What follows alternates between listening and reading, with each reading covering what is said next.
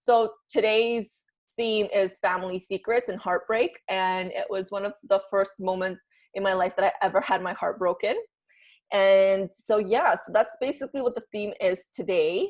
Um, there are some triggering stuff, so I do warn you.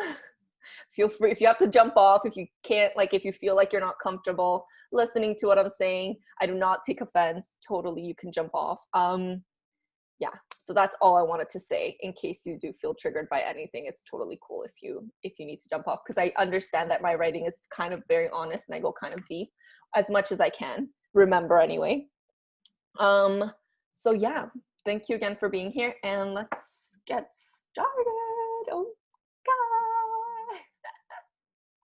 Let me see if I can put your faces in a corner so I can actually see you guys.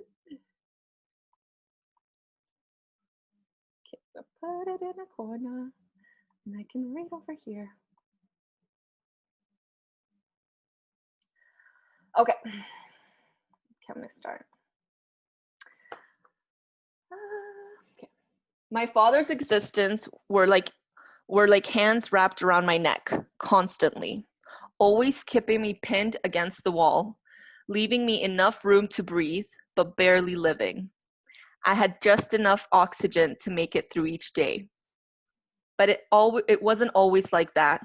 My father, on the best days, was like the sun, warm.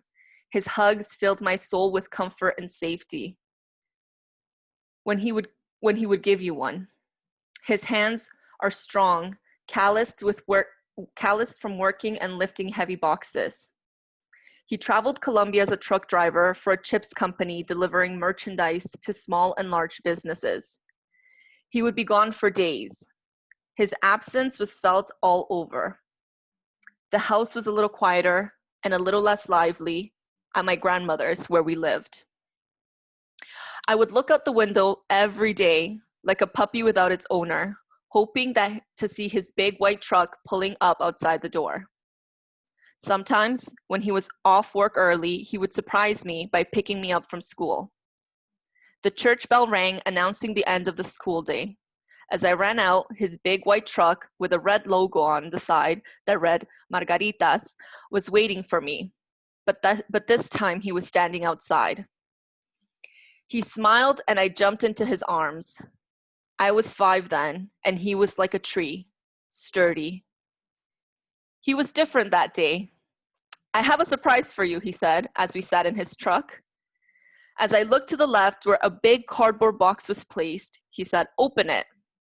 I opened the box and out jumped the furriest, most excited little puppy I've ever seen. He was black and brown, and his eyes were the size of almonds. And when the sun hit them, they would turn into honey. I felt so lucky that day to have the dad that I had. It was in that moment that I knew my dad was everything, and so was I. See, my father, on his best days, would give you the world. And on the worst, he would set your world on fire, turning everything we built into nothing but a pile of ashes left for us to pick up. When I was 12, I experienced my first heartbreak. It was around Christmas time, our third Christmas in Canada. Our home in 2000 Shepherd was the first place we had that was our own since moving here. One Monday afternoon after school, I did what I almost did every Christmas in that house. I scavenged the whole house in hopes of finding my Christmas gifts and finding out if my parents got me the purple blow dryer I so badly wanted. I had about 15 minutes between coming home from school and my parents arriving home to do this little hunt. This year was different though. My mother had found out about my little game and took to hiding most of the gifts in somebody else's house this year. But little persistent me, always trying to outsmart my parents, thought they had to have left some gifts in the house. Our apartment was big and spacious for a family of 5. It was nothing like the places we lived before. This 2-story apartment felt like a mansion. We had a front door that connected the first floor to the second floor stairs, and a back door that led to a big green space where we would always play with the neighbors' kids. The first floor was a big open space where the dining room, living room, and computer space were all connected, except for the kitchen. The kitchen had its own separate room, with old brown cupboards and a white fridge. Our sofas were secondhand, but they were always covered by sheets. My father didn't want to ruin them. Our tree that year was in the dining room space, near the kitchen. We had put it up early and covered it in purple and silver ornaments, mostly picked by me. This was my favorite time of year, and the smell of warm chocolate milk made by my mother on those cold winter afternoons was my favorite treat. As I navigated the house with only 10 minutes on the clock, I rushed into the kitchen that had a closet under the stairs. My mom had a closet so filled she could barely fit one more thing. But that's what made it such a great hiding place, I thought. I tried to get my sister Ale to help out, but she was too scared, so I went on my own. I made my way from the kitchen to the closet all the way up to the den on the second floor, and nothing. The closet beside my parents' room was the usual hiding place. It was big and always full of black garbage bags that you couldn't tell apart, usually filled with clothes donated from programs for families that were new to the country. We were probably on every city program receiving donated clothes and gifts. Some were used, some were new, but we didn't care. At least I didn't. As long as my parents got help, I was happy. But again, no Christmas gifts were hiding there. I was persistent, knowing that at any moment my mom or dad would be walking in. I couldn't give up. My determined spirit just wouldn't let me. I had a wild imagination, one that wanted to find clues to figure out where these gifts were. I decided to give a last look around and ended up looking behind my parents' bedroom door. As I peeked in, I kept my ears open for the twisting of the front doorknob. To my surprise, there was a plastic bag with 3 nicely wrapped gifts. I was jumping up and down, quietly of course, in case my parents were nearby, but I could not believe I found some. Next, I decided to look if I could find who it was for. Usually, my parents labeled each gift by putting different colored markers on it because they didn't want us counting gifts or finding out who was getting what. Sorry, that was funny because it's true. No one can outsmart me, I thought, with a big smile on my face. As I turned and shook, put the gifts close to my ear to see what it was. I couldn't figure it out. At 12, I was determined to outsmart my parents as much as I could, and this was just one of those opportunities. But these gifts were different. The usual marker signs that my mother left on it, so only she knew which gift belonged to whom, was not there. As I turned it over to see each angle, there was a label that read, Para Raul Santiago. My smile left my face. My lips tightened as I kept rereading that name, Raul Santiago. But my dad doesn't have a middle name, I said to myself. So who is? I could barely finish my thought before I heard the front door open. I quickly gathered the gifts back into the plastic bag and ran to my room. My sister was downstairs. She was always too afraid to break the rules, so she just kept guard. The next couple of days were hard. For those 15 minutes after school, I would just rush home, close the door to my parents' room, open the plastic bags, and look at those gifts over and over and over again, hoping they would speak to me, tell me who they were for, and why my father had lied to me about having a middle name this whole time. That week felt painfully slow. I was no closer to the answer. I knew enough about my father to fear him. You don't speak unless you're spoken to was one of his rules. So bringing this up to him was a no-go. Plus, I was not going to admit that I was looking around the whole house for a Christmas gift. That was una pela confirmada, as we say in Spanish, which means punishment. The weekend came, and I knew I would not be able to have my daily moment of sitting with these gifts alone. staring at them, hoping that if I held them long enough, they would unwrap themselves and show me their secrets. My parents would be home all day. At least when I was in school, I could distract myself from thinking about these 3 nicely wrapped gifts that were hiding behind my parents' door. But what do I do now? How do I distract myself? I could hear the gifts calling my name, taunting me, laughing at me. I wish I never found them. Why did I look for these gifts? Why can I ask them about it? Why? My mother was in the kitchen, or as my father would call it, her office. As she was cutting onions for Saturday dinner, I walked into the kitchen and paced back and forth behind her. I didn't really think she could see me, but she put her knife down and asked, "Gisela, is everything okay?" I kept my eyes on the floor. I carry my emotions on my face, and I knew that if I looked up, she would see it. She would know everything. "Gisela," she said again. I tried to dismiss her, but the burden of carrying the secret was eating me alive. I felt my stomach was going to fall out.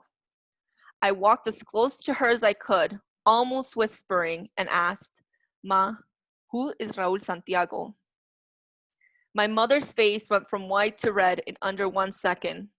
Her eyes, which were watery from cutting onion, quickly dried up, and her relaxed posture disappeared.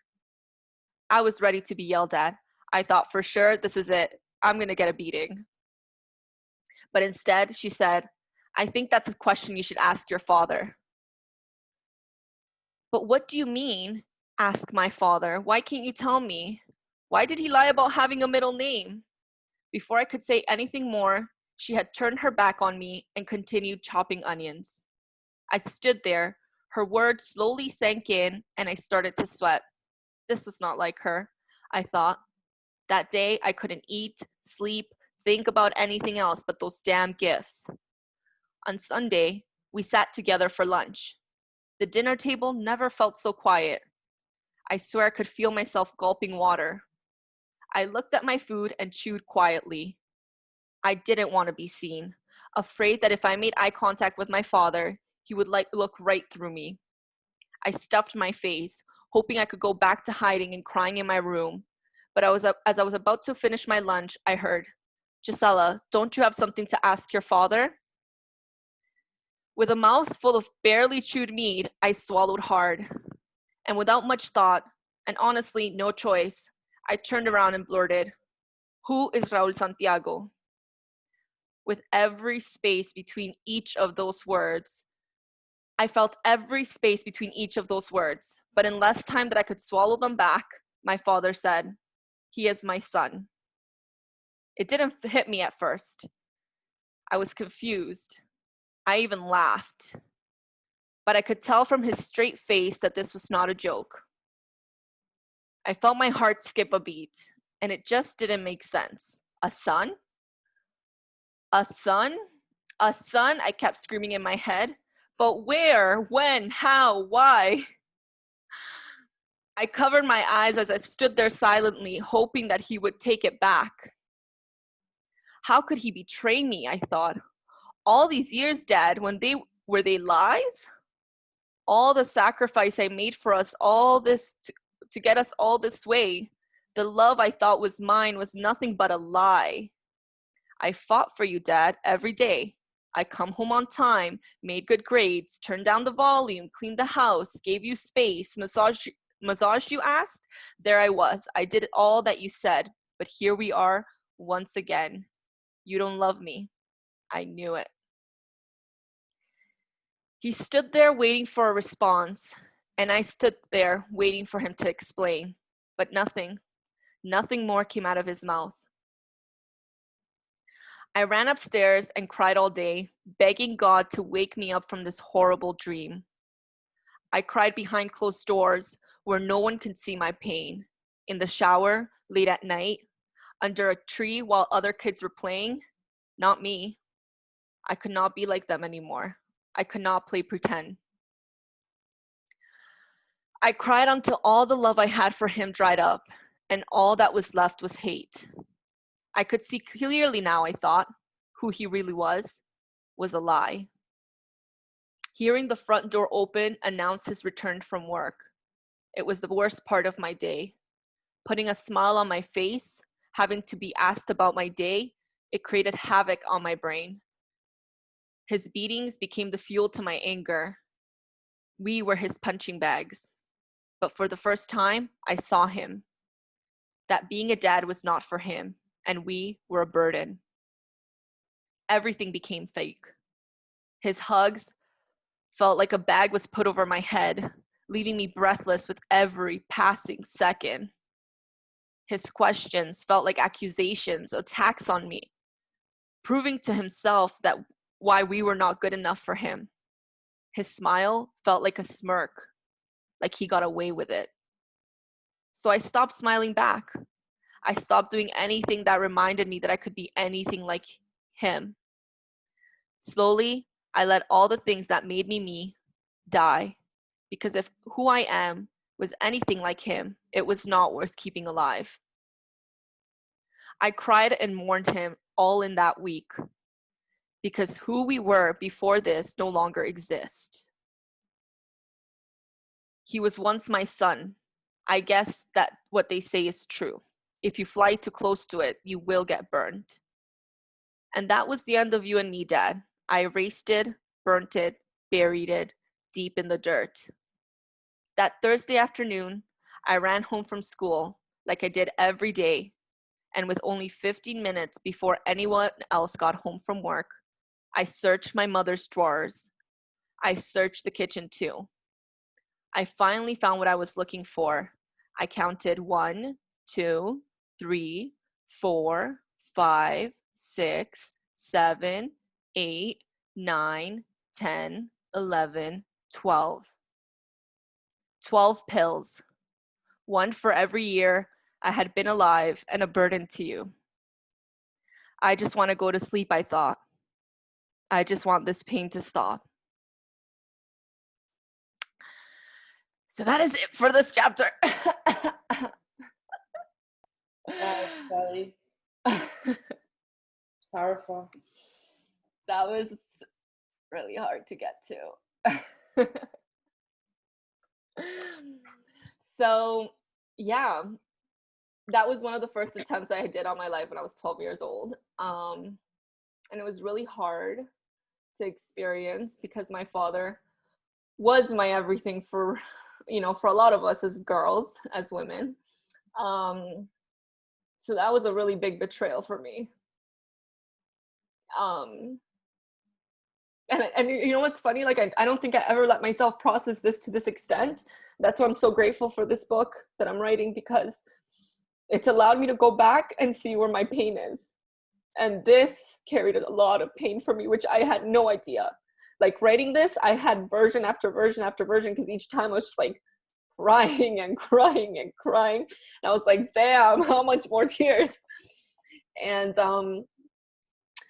so honestly, like, this surprised me how painful it was for me. I didn't expect it to be this painful, but it felt really, I realized that a lot, this going into my teenage phase and my adult phase will have a huge impact on me, because this is the place where that really solidified my unworthiness, and that really solidified like how I felt unlovable most of my life, and why I kind of made the choices that I did during my teen years and my early adult years. So yeah, it was not expected to be this, like, when I wrote this, I did not expect it to bring this much up for me. But I'm glad that I found like the origin of the wound, because this is definitely the origin of my wound in terms of my father and I, because in that betrayal, I feel like that changed me forever. Like, that girl that was like charismatic and magnetic, the girl you see here now, she's healing, so she's this person, she's getting back to that person, but that person died in that moment, because I just didn't feel like I could be that person, because I felt like who I was just not lovable. I tried to be me, and it wasn't enough for him, as a 12-year-old would think. So yeah, I would love to hear your thoughts. What stood out for you? Yeah, anything you want to say. I just want to open the floor.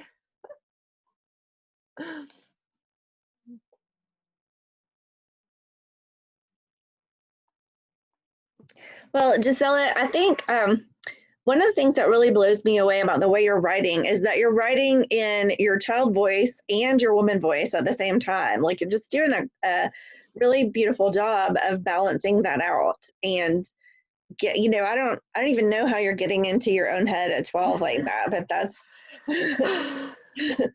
was that hard? Like, was that hard to write from that perspective to get there? Very hard. That was the toughest part, because I realized that when I write from my adult part, I could see the pain, but I don't experience the pain the way that my 12-year-old version of me does.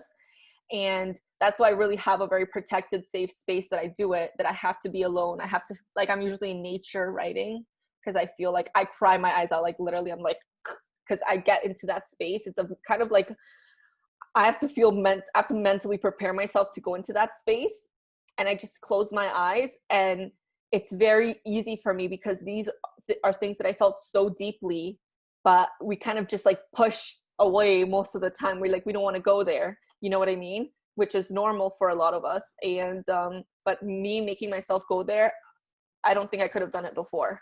I think that this is happening Sally, I think exactly you when, cut out. oh, Hello? hey, can you, oh, I cut out?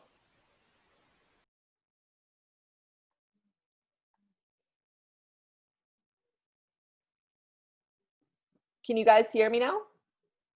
Yes.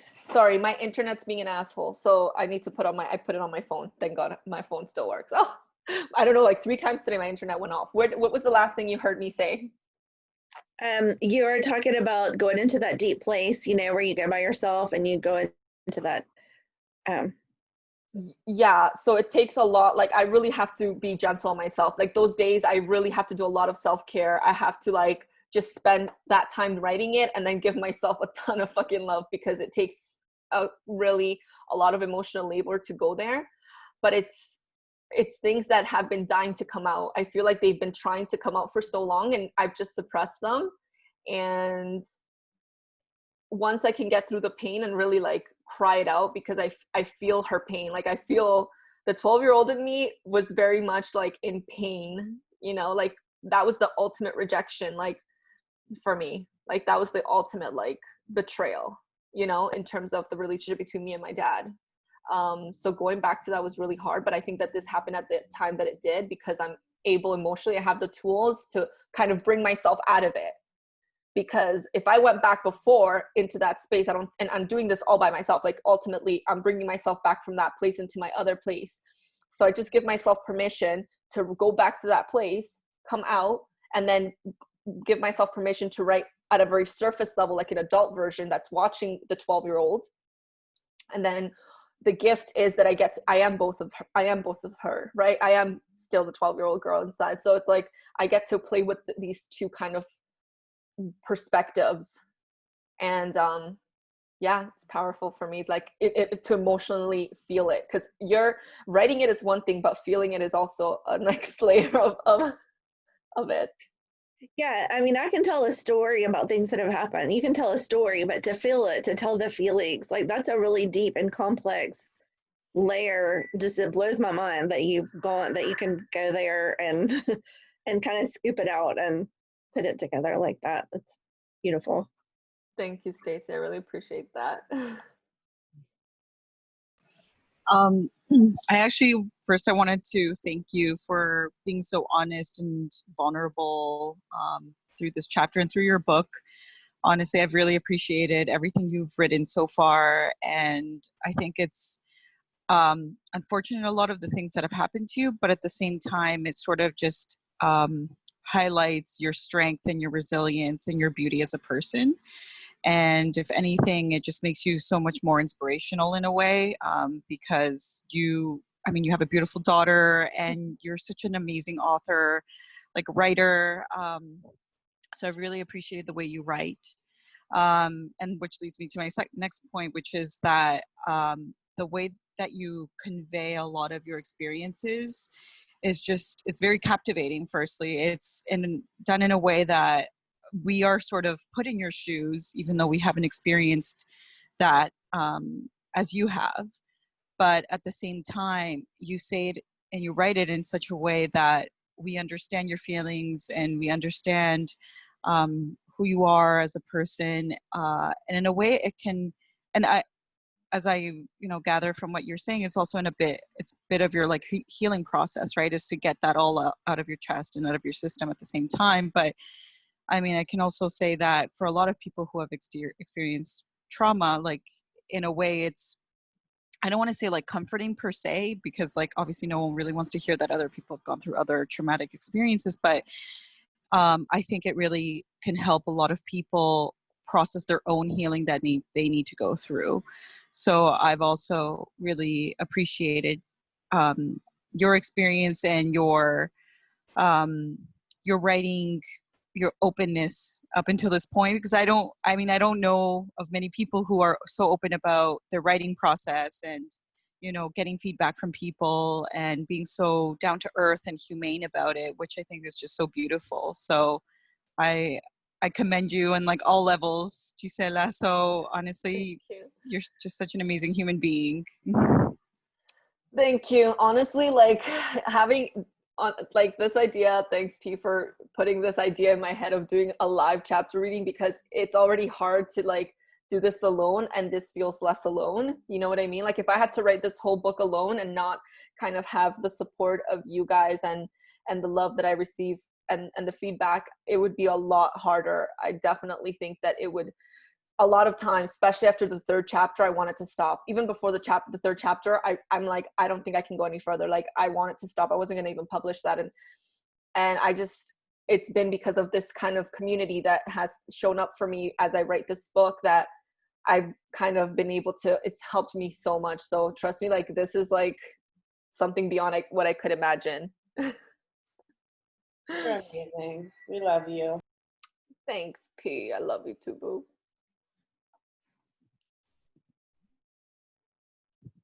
Danielita wants to say something, but she's chewing.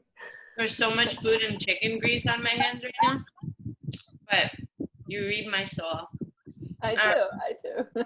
You really do. You really do.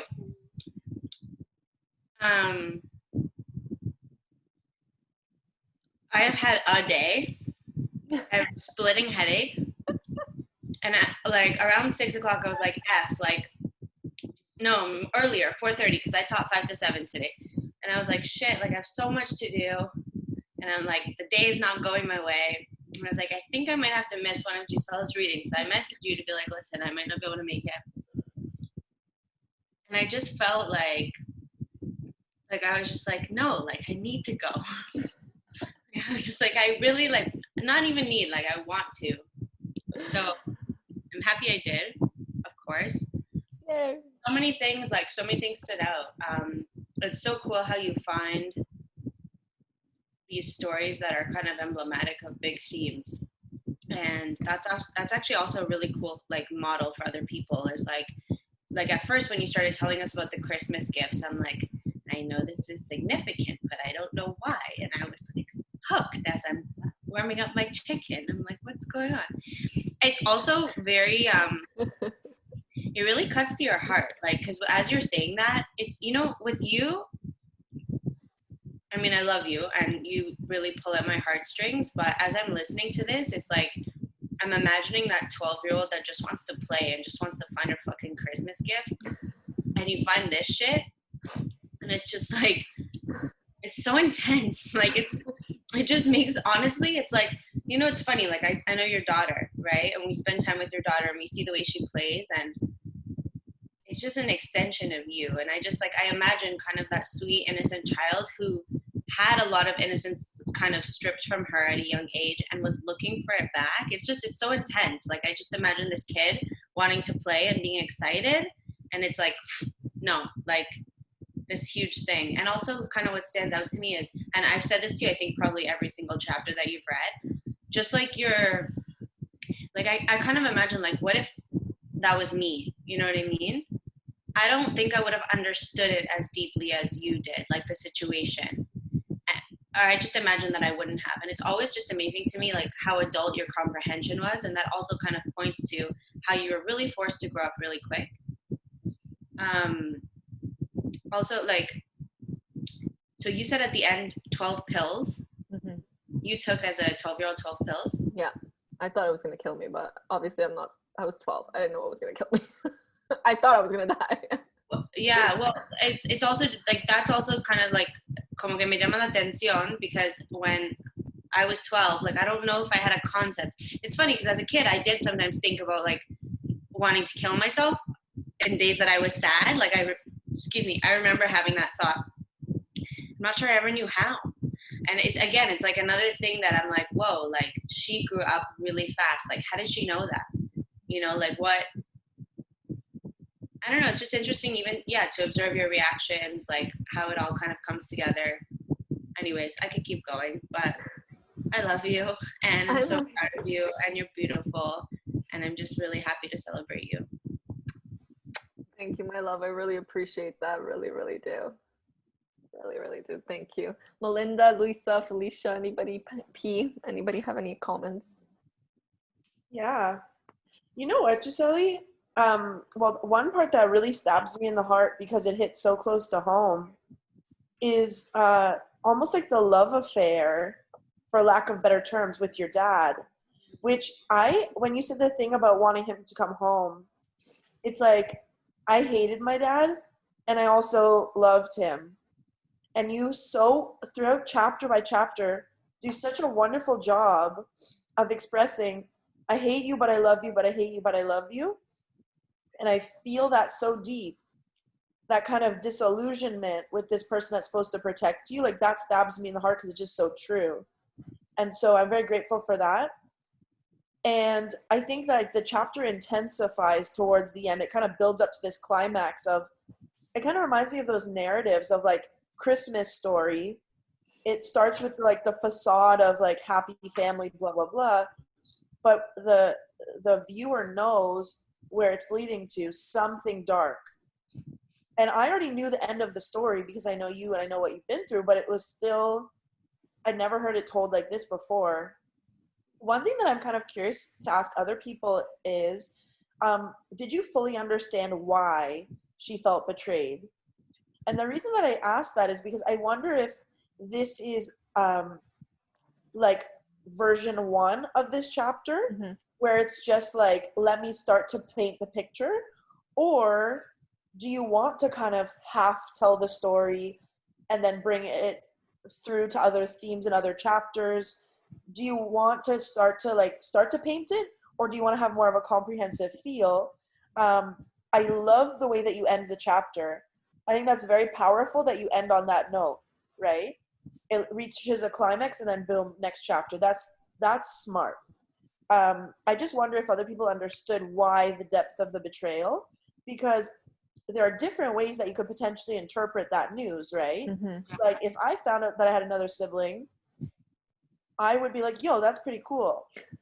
Like, yeah. But I understand that it means different things to different people, and you started to hint at it that it meant you're not good enough, you're not worthy, blah, blah, blah.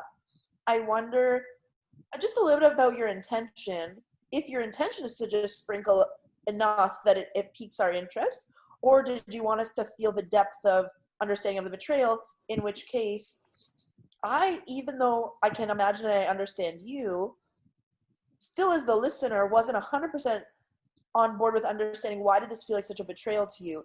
Is it because you made the connection, oh, he has another family and that means that our family's not good enough? Is it like, why was it such a betrayal and such a letdown? Maybe that's obvious, but to me it didn't feel so obvious. So just curious about your thoughts about that. That's a good point. I actually also was thinking some of that, like, yeah. So when I first initially wrote the chapter, I did have it in there. Like I did say like around, and because I've edited this chapter about 3 times. This is the 3rd revision I did on my own.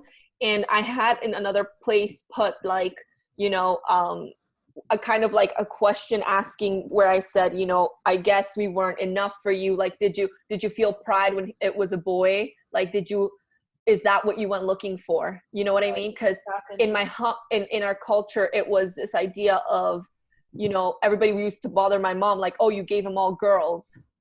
When is the boy? And then he ends up having 2 boys with all other women. Did you cut that to put it somewhere else, or you just cut that? Well, I mean, I'm not sure. Like, I'm still there, but I'm playing around with it. I would lovingly recommend either you put it there or in another chapter, because the gender element is so strongly through line in the story, even like your grandmother versus your dad. And there's so many, I just think that that's an important detail about like being a family of 3 girls. And also like now, like your comfort with like femininity, masculinity, and your reactions to it, like there might be a connection. And even like the connection between you and your dad and him wanting a boy, like I think that's a really interesting added layer. So as the reader, am curious to understand more. I know that there's a child that's hurting, but why? Deep in that would be for me more satisfying as the reader. But yeah, like definitely, I think what I want to get across, and maybe this was missing a little bit, is me and my dad. I had a very I loved my dad. Like I didn't care about my mom. Like my mom was like an issue between me and my dad. Like me and my dad, he was my everything. Like my mom, I used to be completely jealous of my mom and my dad. I'm like, no, they can't be together. I want my dad all to myself. And I was little. I was like 4 years old since this started. Okay, like very little. And for me, that betrayal, I even took out a line that says like, you didn't just betray my mom, you betrayed me, you know? Because I did feel like he was this figure of like, a little girl's first love is their father, you know, in the opposite sex. And for me, that was very much what he felt like every man is going to stand up to this guy. So you know what I mean? And now this is what I have. And so him betraying me was like, oh, you finally got that boy you wanted, you know, and like, oh, you finally and I never got any answers. Like all he said to me was, he's my son. And I was not allowed to ask questions. I had to go on about my day as if everything was normal, and I just had to swallow my words and that's it. We never got an explanation. We just had to accept him into the family. Worse, a month later, he said, oh, by the way, I'm getting him papers. He's coming to Canada to live with us. So this was just thrown at me. Like I was not allowed to process this stuff. Right. So I guess I could do a better job of. Sally, what was it was it just an implied thing that you can't talk about it? Like I was curious what made the child feel that they had to swallow because that all of those details are very interesting, and I would put that in. Mm-hmm. Well, the thing is, my father, it was just unspoken. Like you don't ask my dad questions. He asks you questions. Right. You know, like you don't go and ask him things, especially about his life. Like you don't go and question him. Like, why is this? You can be like, what are you watching? But you can't be like, so how did this happen? Because I think that ties into the theme of authority, right? Of course, yeah. Of like, yeah. So I think that's an important element too of also just about like intimacy, right? It's like he didn't let you get to know him very well. No. Huh. No, I appreciate that. I appreciate that feedback about those. Mm-hmm. Sorry, go ahead.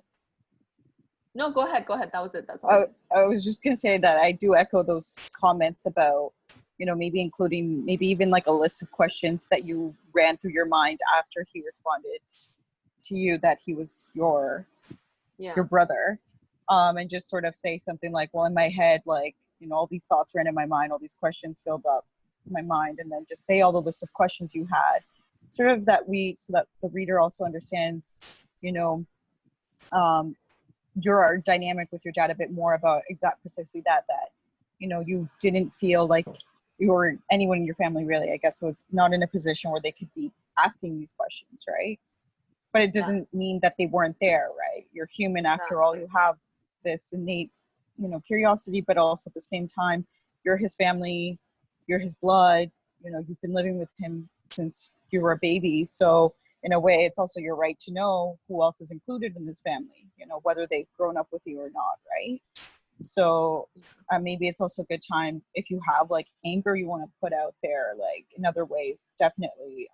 I mean, I think it would also help the reader understand that betrayal a little bit deeper too. Yeah. It's also kind of fascinating that your mom just said, ask your dad. Mm-hmm. Like it kind of fits with the character of, at least like the character that I understand her to be from how you describe her. Like she is the person who does what you're supposed to do. She gives over her authority to him. And I wonder, did you feel anything towards your mom that she didn't have, that she couldn't say? Or it seems like dad just set the reality. Yeah. He's the creator of the reality. He's the ultimate authority. You don't ask questions. Even the fact that you knew you can't ask questions. Like I was a very curious kid. I'd ask a million questions. But also to be able to ask a question to an adult is a kind of self-possessed kind of a right to ask questions, or to critical thinking. I don't know. It's super interesting. I think there's a lot in the silence and the family secrets. I know. And Because I every know. family has that stuff. And every family has different ways that we're supposed to approach it. And on that note, actually, too, like when, Pete, thanks for mentioning it because I thought it, but I didn't remember till you said, like when your mom responded, ask your dad, the first thing I felt was fear. Because, like, I don't know, I just imagined, like, if you ask your dad, like, what could happen to you? You know what I mean? Like, I didn't, like, actually, and when you said that that happened at the dinner table, like, I was scared. Like, I was like, is he going to hit you? Like, I was actually surprised when you said he just said the truth. Like, I knew that, like, there were these power dynamics and there were these, like, you know, kind of, like, your family had their own set of rules. And so at least when that happened, like, I felt scared and almost like a sense of, like, your mom wasn't protecting you. Like, she was putting No. you in. My mom did that to stab my dad. I know, yeah, but My mom, and that's what I want to put, and I think I have to do a better job at showing that in some way, is my mom did that because she knew this was the way to get me to start hating my father. It was obvious because me and my mom didn't have a good relationship, and my dad was my everything, and she was kind of jealous, and there was this secret that she was not allowed to talk about. All of a sudden I found out it could bubble up to the surface. What best way? She just cleans her hands and she says, go ask your dad, and catch him off guard, stab him. Why do you think she called me out on the table? Why did she didn't have to, because I wasn't going to ask him, but she called me out on the table. And she It also speaks to the way passive aggression works. Yeah. Where it's like, say nothing to you, but then at the dinner table, bring it out. It almost puts you in an unsafe position. So it's like that betrayal from the betrayal, the more obvious betrayal of your father, but then the secondary betrayal of the mom who doesn't protect the kid. Like, to be honest, I think there's a lot of interesting dynamics that just like all the subtleties, it's like when there's silence, there's subtext. And you do such a good job of bringing out subtext, but I think that there's more subtext there. Like, what's on your dad's face? Like, is he neutral? Does he appear like he's caught? Like, I'm just curious to see more of the if we can't talk about it, then what are the nonverbal cues that are showing what's really going on below the surface? What does your mom look like when he says this? Are other people at the dinner table? Like, I'm just curious for more details. Maybe you could also just have this chapter as like an intro, then swing back to different narratives. You don't have to fully flesh it out. I think the fact that it has some mystery about it is interesting, but the reader does kind of want these answers. So I think I definitely want to flesh out a little bit more, but I don't want to give everything away because the experience is that there is secret, and there's a secret that I don't know. You know what I mean? That was just the understanding of my life. Everything was a secret, and it would just happen.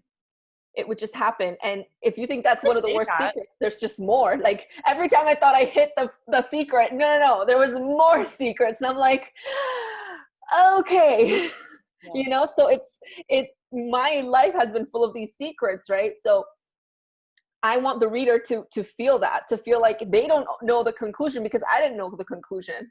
Right. You know what I mean? So I definitely want to flesh it out more, but I don't want to paint everything because right.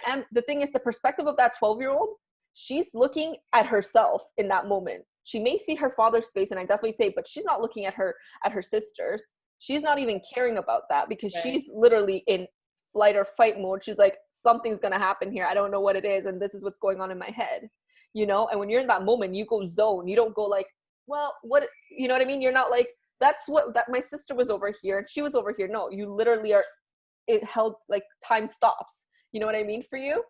So I want to make sure that that still is there, because I think ultimately the experience of each of this chapter is I was uncovering secrets, and I was like discovering things, and I couldn't like do anything about it. I was so powerless in that moment. Like, it was just thrown at me, you know? But I definitely do want to do that. And so you say just go back and kind of flesh out the stuff that the Well, even relationship. just the theme of secrets is super interesting. And by the way, not all these things have to be here now. Mm-hmm. Like, there's something very powerful about introducing something and then weaving these themes throughout.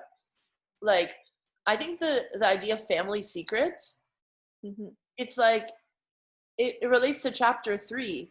It relates to when you couldn't speak your truth about what happened to you as a kid, because this is not a family where you speak these things out loud. And I know that a lot of other like Latin American peeps who came on previous calls were so grateful to you, and actually some didn't even go on camera. They went on mute and said, thank you so much for speaking this, because in our families, there are family secrets that we couldn't do this. We couldn't do what you're doing. I just think that that's an interesting theme, maybe to think about and chew on if you want to make it more explicit. But you never have to treat the reader like they're stupid. You know, like, we are smart enough that we'll be able to catch up and put pieces together. But if you feel like any of those details could be added, I would find it interesting as a reader. But you're right about the thing about you don't notice your siblings' reaction. That's definitely true. Yeah. No, Oh, I love oh, that. Thank you.